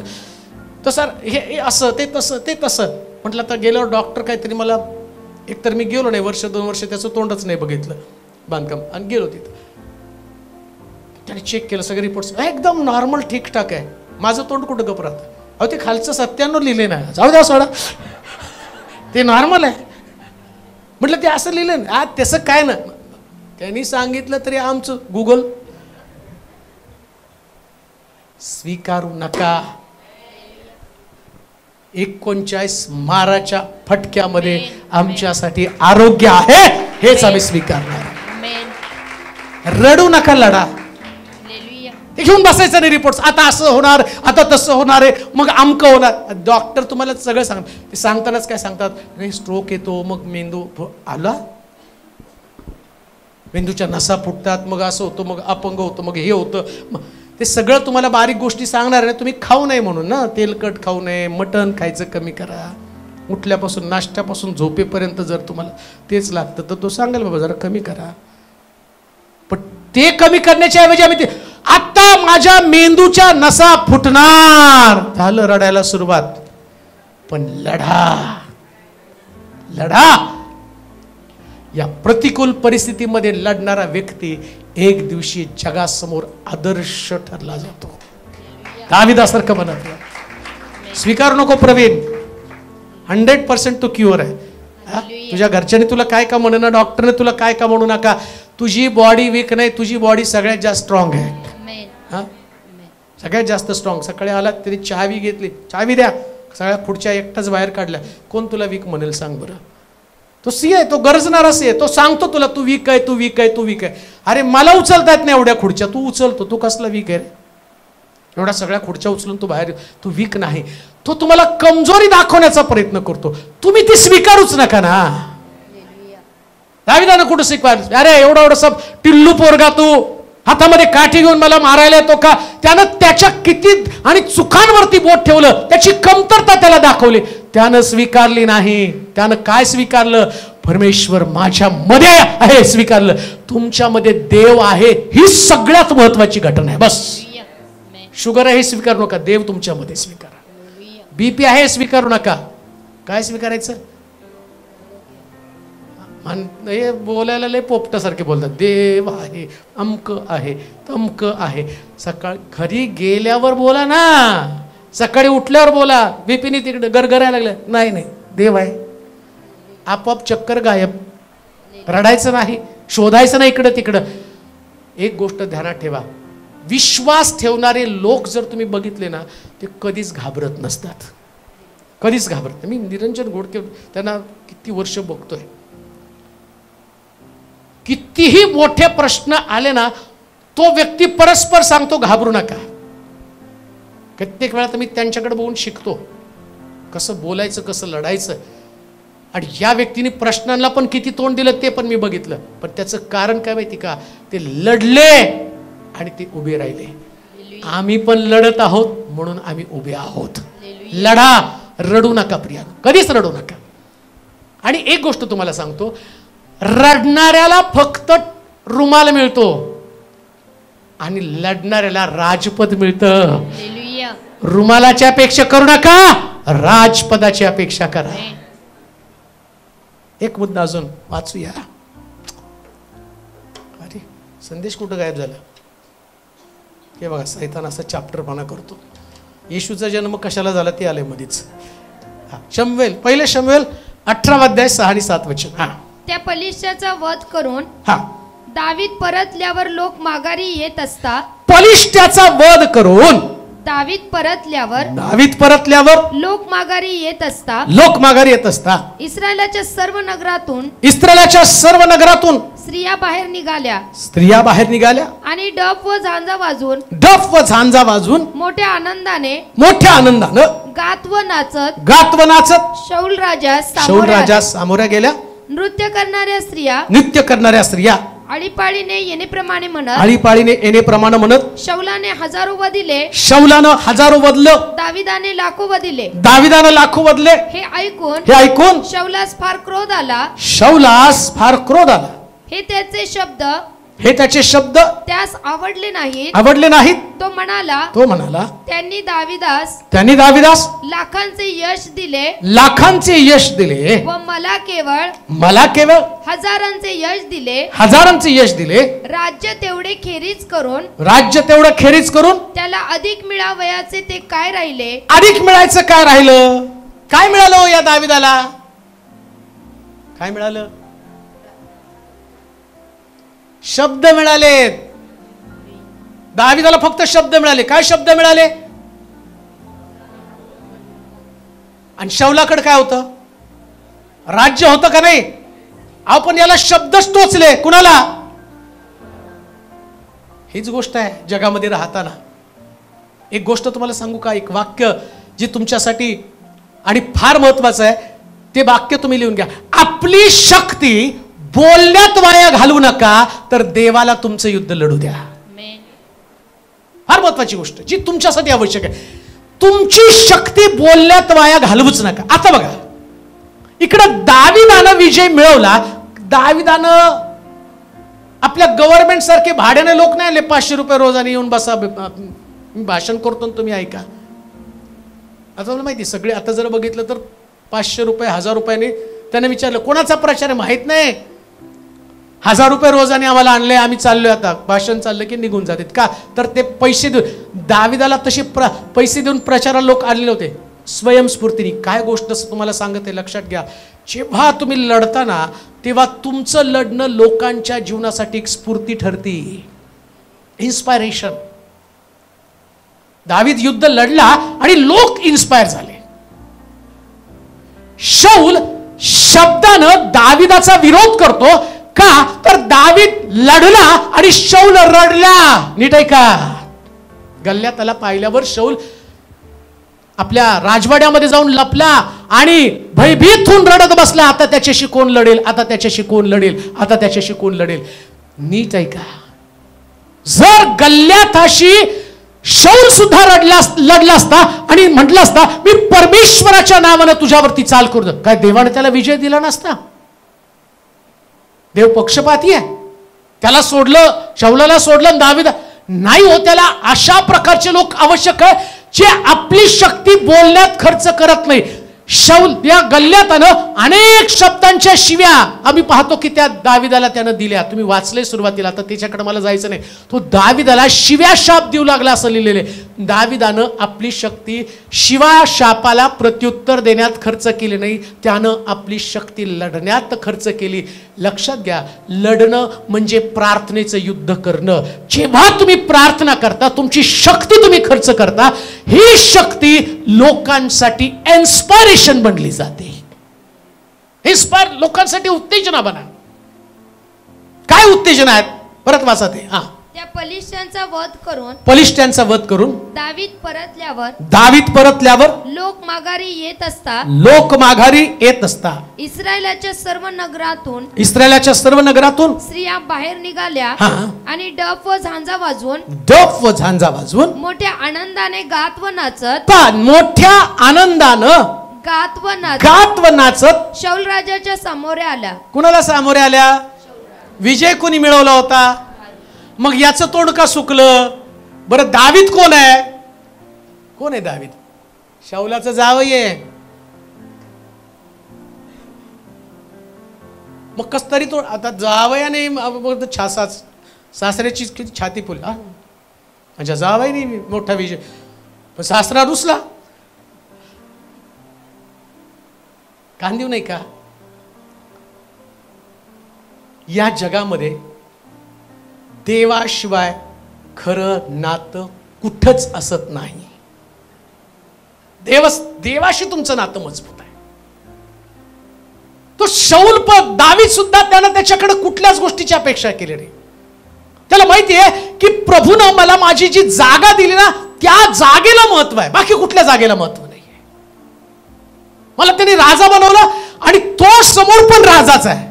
आता त्यांना नाही असं म्हटलं पाहिजे. आता बघा इकडं सगळेजण त्याच्या समोर त्या स्त्रिया डप ना विना घेऊन नाचायला लागल्यात तर त्याने किती लगेच फुगायला पाहिजे. आता शाऊलाला बघतो, हे लोक माझं कौतुक करलं, माझ्यासारखं असतं. शाऊल या खाली, गेला तुमचा अभिषेक. तर म्हणला अभिषेक तसा जात नाही, जेव्हा ती व्यक्ती संपते तेव्हा अभिषेक जातो. हे अभिषिक्त असणाऱ्या व्यक्तीला कळतं. म्हणून लक्षात ठेवा, अभिषेक तोपर्यंत जात नाही जोपर्यंत तुम्ही संपत नाही. मग तुम्ही कसं संपता? बोलण्यानं संपता. नीट आहे का? बोलण्यानं तुम्ही संपता. शौल पण बोलण्यानं संपला, गल्ल्यात पण बोलण्यानं संपला. बरं का, शौल पण बोलण्यानं संपला. काय बोलतो लक्षात घ्या तुमच्या. शौल सुद्धा वाचा, काय शौल बोलतो वाचा. व नृत्य करणाऱ्या स्त्रिया आळीपाळीने येण्याप्रमाणे म्हणत, शौलाने हजारो वधिले, दाविदाने लाखो वधिले. हे ऐकून शौलास फार क्रोध आला. हे त्यांचे शब्द त्यास आवडले नाही. शब्द त्यास आवडले नाही. तो म्हणाला त्यांनी दाविदास लाखाचे यश दिले व मला केवळ हजारांचे यश दिलं. राज्य तेवढे खेरीज करून त्याला अधिक मिळावायचं ते काय राहिलं. म्हणजे बघा आता तो बोल, राज्यच गेलं माझं. बोलला बरं का तो, म्हणून गेलं. पुन्हा मी तुम्हाला सांगतो, अभिषेक का जातो? बोलण्यानं. तुम्ही जितकं जास्त बोलायला जाल, लढणं म्हणजे काय? तुमच्या शब्दाला कुंठित करणं. लक्षात घ्या, जेव्हा तुम्ही शब्द युद्ध करता ते तुमचं लढणं आहे. ते तुम्हाला तसं लढायचं नसतं. रडणं म्हणजे ते पण एक प्रकारचं युद्ध, रडणं आहे. आता अजून तुम्हाला कसं सांगा मला समजत नाही. ओशीच्या पुस्तकामध्ये असं म्हटलं, मला वाटतं 12 अध्याय 3-4 वचनं वाचा. अजून एक मुद्दा राहतो, परंतु मला तो क्लिअर करून. रडणं हे सुद्धा एक लढणं आहे. वाचूया होशेचं पुस्तक 12 अध्याय 3-4 वचन. होशेचं पुस्तक 12 अध्याय 3 आणि 4 वचन. गर्भाशयात असता त्यानं आपल्या भावाची तास धरली. तो आपल्या भरजवानीत असता देवाबरोबर झगडला. म्हणजे अर्थात दिव्यदूतांबरोबर झगडून तो जय पावला. त्याने रडून लढला. आणि काय म्हटलं? रडून देवाची करुणा. रडणं हे सुद्धा लढणं आहे. मी तुम्हाला काय विषय मांडतो तुमच्यात. रडू नका, लढा. म्हणजे काय? एकीकडे तुम्ही रडता म्हणजे एक युद्ध करता. रडता म्हणजे पण तुम्ही युद्ध करता. आणि ऐका, जेव्हा तुम्ही रडता त्यास तुम्ही युद्ध करता, पण तुम्ही लढता त्यास देव तुमच्या वतीनं लढतो. ही गोष्ट मी तुम्हाला सांगत आहे. कुठल्याच गोष्टीची किरकिर करत बसू नका. दुसऱ्या भाषेमध्ये रडणं म्हणजे किरकिर करणं. हजबंड वाईफ मध्ये एक रिलेशन असतं. त्यास तो काय म्हणतो, 12 महिने काय ग तुझं रडगाणं. म्हणजे ती प्रत्यक्ष काय धाय मुकलून रडत असते का, डोळ्यातनं अश्रू येतात. पण एका गोष्टीसारखं वारंवार बोलणं हे त्याला रडगाण्यासारखं वाटतं. तसं एखादी गोष्ट वारंवार तुमच्या जीवनातनं घडत असेल ना, तर तुम्ही लढायला लागलेला आहात. तुम्हाला नाही लढायचं, तुम्हाला देवाच्या हाती सोपवायचंय. आणि लक्षात घ्या, जेव्हा तुम्ही तुमचं जीवन, तुमचे विचार, तुमच्या मागण्या देवाच्या हाती सोपवता, तेव्हा देव तुमच्या कल्पनेच्या पलीकडचे आशीर्वाद तुमच्यासाठी देत असतो. Beyond your imagination. कल्पनेच्या पलीकडे तुमची कल्पना शक्ती संपली जाते. दाविदाला कधीच वाटलं नव्हतं की ते एक विजय मला एवढ्या मोठ्या इस्रायलाचा राजा बनवणार आहे. एक विजय त्याच्या बुद्धीने काम करायला तयार नाही. शौलाच्या जागी मी राजा बनणार आहे, हे दाविदाच्या बुद्धीच्या पलीकडची गोष्ट आहे. किती विजय त्यांनी मिळवलेत शौलानं आतापर्यंत, किती लढाई जिंकल्या. यानं एक लढाई जिंकली. लक्षात घ्या, एक लढाई, विश्वासाची लढा. असं लढा परिवारामध्ये असता, कुटुंबामध्ये असताना स्वतःला सिंपती देऊ नका. स्वतःला सिंपती देऊ नका.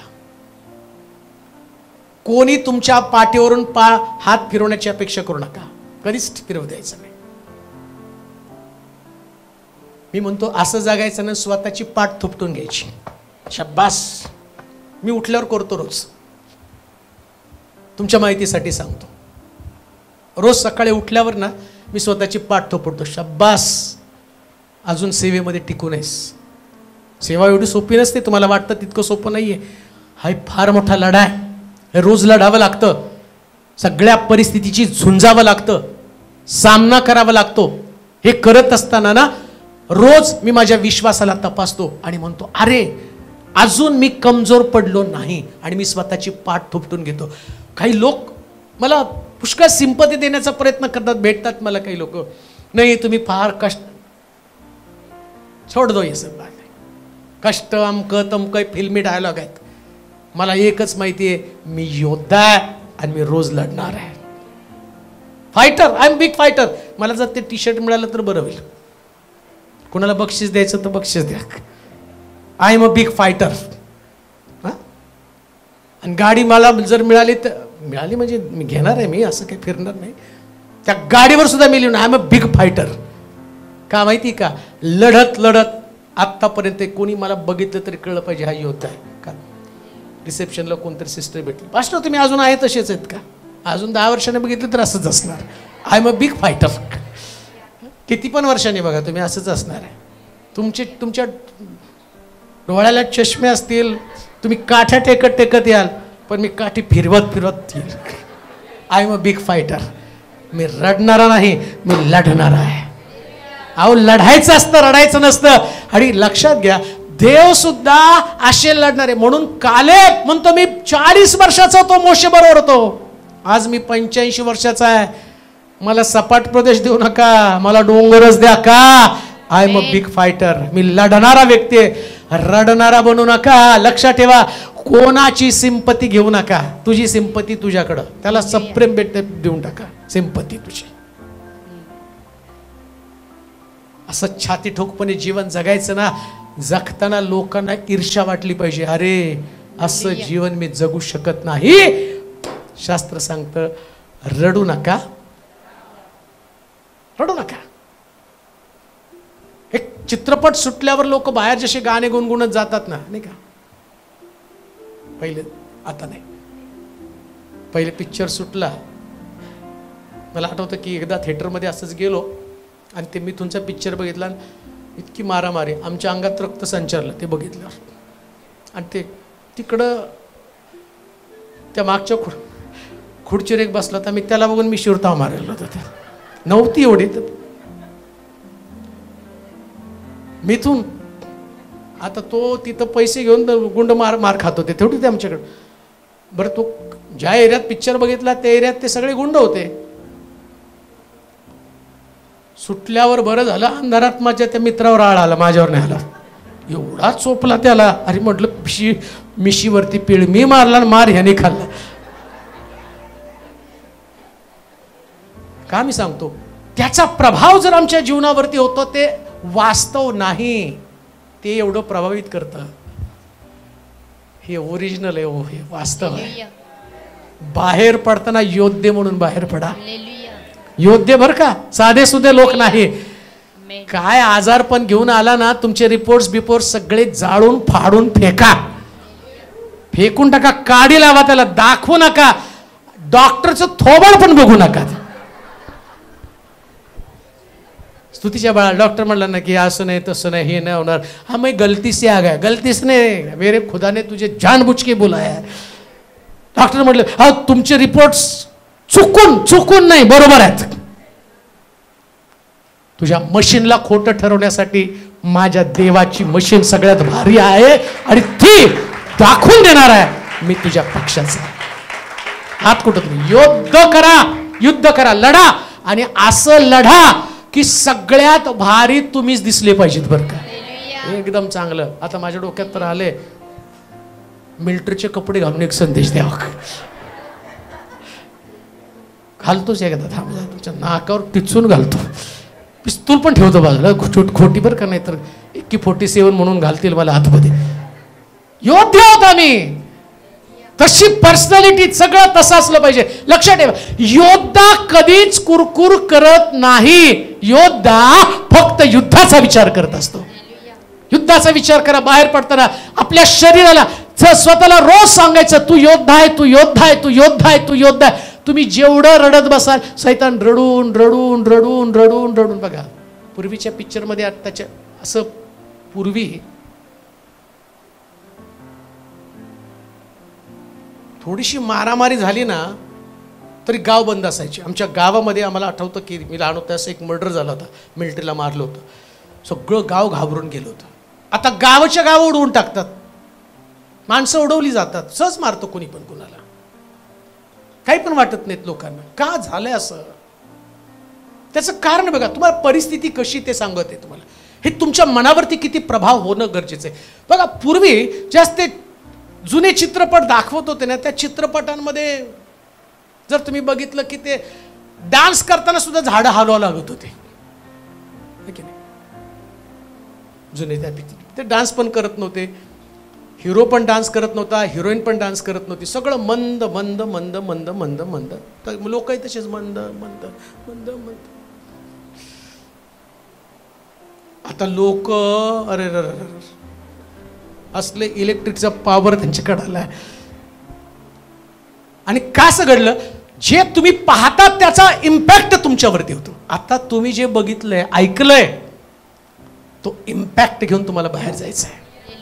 तुम्ही येताना जरी त्या जुन्या पिक्चर मधले लोक मिळमिळीत मिळमिळीत मिळमिळीत आले असतील, पण जाताना असली पॉवर घेऊन जायची ना की तुम्ही देव टाकळीला गेल्यावर अख्खं देव टाकळी हादरून गेलं पाहिजे.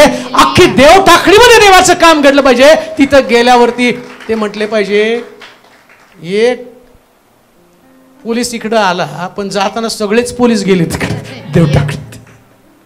अख्खे तिथं सगळे सैनिकच गेलेले, बायका पण पोलीस झाल्यात, पुरुष पण पोलीस झाले. ते म्हटले गेलं कुठं? आम्ही युद्धाच्या ठिकाणात गेलो आणि तिथं आम्ही सामान्य लोक बनून नव्हे, आम्ही रडणारे नाही तर लढणारे बनून आलेलो आहोत. लढणारे बना, लढणारे बना, लढणारे बना. आणि देवाला लढवय्या सैनिकांची गरज आहे. लढवय्या सैनिकांची गरज आहे. लक्षात ठेवा, मला तर अजूनही उपदेश संपू वाटत नाही, पण एक गोष्ट ध्यानात ठेवा, तुम्हाला हरवण्याची क्षमता जगामध्ये कोणाकडे नाही. फक्त तुम्ही रडला तर तुम्ही हरणार, पण तुम्ही लढला 100% तुम्ही जिंकणार आहात. 100%. 100%. टाळ्या वाजवा तुमच्यासाठीच. 100%. 100%. आता जाताना जी गोष्ट तुम्हाला पाहिजे ते म्हणायचं, मी लढून ती मिळवणार आहे. लढून मिळवणार आहे ती गोष्ट. मिळवणार म्हणजे मी मिळवणार. लढायचं, मिळवायची ती गोष्ट. माझ्या एवढ्या वर्षाच्या मिनिस्ट्रीमध्ये जी गोष्ट मला मिळवायची ती मी मिळवलीच हो, हे माझी साक्ष आहे. पाहिजे ती पाहिजे म्हणजे पाहिजे, मिळालं, संपलं. देवाला पण अशा हट्टी लोकांची गरज आहे. देवाला त्या लोकांची नाही, तुम्हाला काय वाटतं ते द्या ना. भिकारी आहे,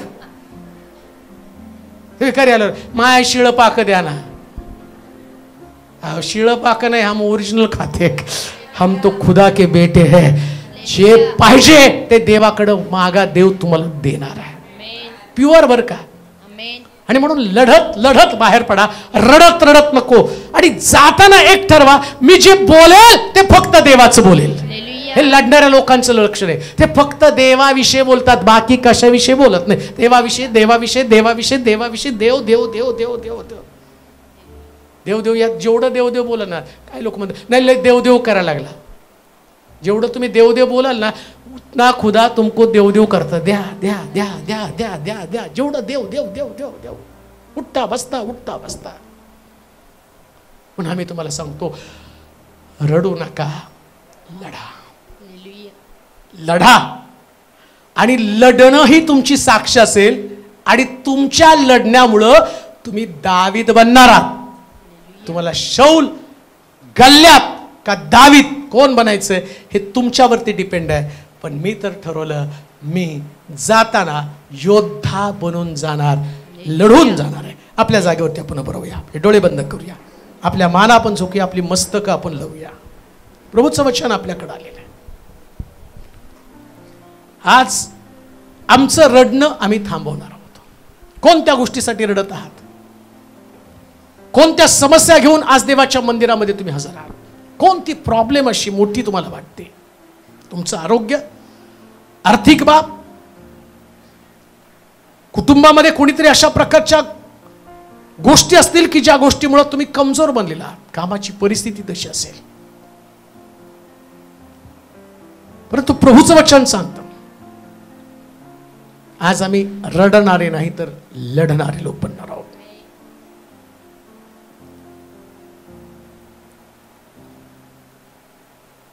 मला माहिती आहे आज पुष्कळ लोक देवाचं वचन यूट्यूब चालू ठेवा, यूट्यूबच्या माध्यमातून ऐकत आहे.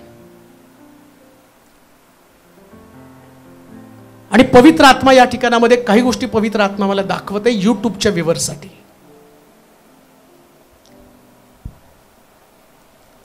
खूप रडली ती व्यक्ती, तुटलेल्या कुटुंबासाठी ती व्यक्ती रडली, अजूनही ती रडत आहे.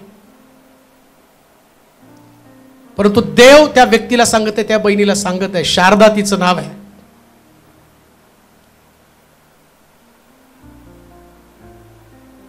तुझं युद्ध संपलं, तुझं रडणं थांबव.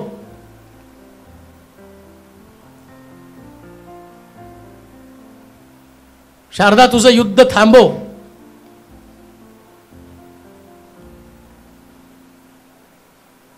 देव सगळं तुटलेलं उभं करायला सुरुवात करत आहे. ओ जीसस, हे प्रभू तुला गौरव असो. आणखीन व्यक्ती या ठिकाणामध्ये यूट्यूब साठी सांगत आहे, इथं नाही ती, मे बी इथं सुद्धा असू शकते, परंतु देव काही लोकांसंबंधानं सांगत आहे, आपल्या आर्थिक परिस्थिती समोर ते हतबल आहेत, सर्व कुटुंबाचा अंत करावा अशा प्रकारची योजना, अशा प्रकारचा विचार त्यांनी आपल्या डोक्यामध्ये केलेला आहे. कारण पुष्कळ ठिकाणामध्ये प्रयत्न करून सुद्धा कोणी त्यांच्या मदतीला नाही. आणि आताही ते रडत आहेत. पण आजच्या संदेशानं तुमच्यामध्ये एक नवीन आशा झाली. आणि इथूनच प्रभू म्हणतो, आता युद्ध मी हातामध्ये घेतलेलं आहे, तू फक्त उभं राहा, फक्त उभं राहा. एक फायनान्शियल ब्रेक थ्रू प्रभू तुला देत आहे.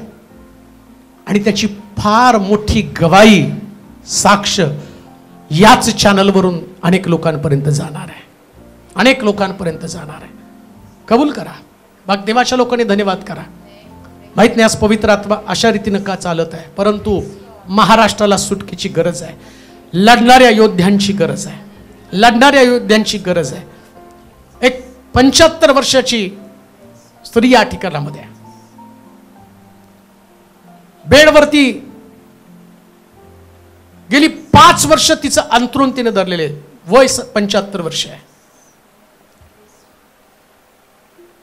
रडून रडून थकून गेली. औषध उपचार, डॉक्टर सगळे प्रयत्न तिनं केले आणि ती हरली. पण आता एक नवी मिरॅकल देव करत आहे. देव तुझं अंथरूण बदलून टाकून तुला उभं करत आहे गौरवामध्ये. आणि ती प्रभू तुम्हाला गौरवात उभं करत आहे. विश्वास ठेवा, परमेश्वर सगळी परिस्थिती बदलत आहे आणि तुमचा कॉल येणार आहे. प्रभूनं एक अग्नी पाठवून, सामर्थ्य पाठवून माझी सगळं व्यवस्था बदललेली आहे. हे देव करत आहे. हरिबा शाखाराबा सेरेबे. हो पवित्र आत्म्या तुला धन्यवाद, देवाच्या आत्म्या तुला गौरव, देवाच्या आत्म्या तुझी स्तुती असो. एक छोटस बाळ आहे, एक छोटस बाळ आहे, 6 महिने त्याचं वय आहे. जन्मलेल्या दिवसापासून 6 महिन्यापर्यंत प्रत्येक वेळेस त्याला हॉस्पिटलमध्ये जावं लागत आहे घेऊन. आणि आज हताश, निराश होऊन मोठ्या आशेनं देवाला ती हाक मारत आहे. ती बहीण रडत आहे.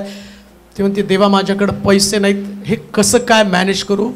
प्रभू सांगतो, आता तुझं युद्ध संपलंय, मी तुझ्या लेकराला आरोग्य देत आहे, मी सुटका देत आहे. सुटका देत आहे. आभार मानतो प्रभू, तुझी स्तुती करतो माझ्या देवा. मला माहिती की तू अनेक लोकांच्या जीवनामध्ये चमत्कार करत आहे, आताही करत आहेस, रोज करतोस माझ्या देवा. यूट्यूबच्या माध्यमातून लाखो लोकांच्या जीवनामध्ये तू मोठा बदल करणार आहे. मीडियाच्या माध्यमातून प्रभू येणाऱ्या दिवसामध्ये फार मोठे मिरॅकल्स तू करणार आहे, याचं कन्फर्मेशन तू आम्हाला दिलेलं आहे. भविष्यवाण्या होतील, प्रगटीकरण होतील प्रभू, या सगळ्या चांगुलपणाबद्दल तुला धन्यवाद देतो. आणि माझ्या देवा, आज ज्या ज्या लोकांशी तू बोलला अशा लोकांची बांधणी कर. जे लोक लांबून या ठिकाणामध्ये आले, आज ते आजारी म्हणून आले पण जाताना योद्धे बनून जातील. येताना ते कर्जबाजारी म्हणून आले पण जाताना ते योद्धे बनून जातील माझ्या देवा. हे सगळं त्यांच्या बाबतीमध्ये घडलं जाऊ दे. आणि प्रभू, आज निराश, हताश, दुःखी, कष्टी, गांजलेले, त्रासलेले, दुःखी अंतःकरणाचे तुटलेले लोक या ठिकाणामध्ये आलेले असतील, पण जाताना ते असेच जाणार नाही, तर फार मोठा विजय घेऊन त्यांना तू जाऊ देणार आहे. तुझे आभार मानतो. याच्यापेक्षा अधिक लोकांना तू घेऊन ये, यासाठी लोकांची निराशा जावी, त्यांचं आजार पण जावं. स्तुती करतो पवित्र आत्म्याच्या कार्याबद्दल प्रभूजी, पवित्र आत्म्याच्या समक्षतेबद्दल, महानतेबद्दल तुला धन्यवाद देतो. ज्यांना आरोग्याची गरज आहे त्यांना आरोग्य दे, ज्यांना आर्थिक आशीर्वादाची गरज आहे त्यांची ती गरज मागव. पुन्हा एकदा तुला महिमा, तुला स्तुती देत, तुझं गौरव करत, येशूच्या नावात ही प्रार्थना विनवणी केली म्हणून तो ऐक. आमेन. आता देव बापाची प्रीती, प्रभू येशू ख्रिस्ताची कृपा, पवित्र आत्म्याची सहभागिता तुम्हा सर्वांबरोबर आता आणि तसं राहू.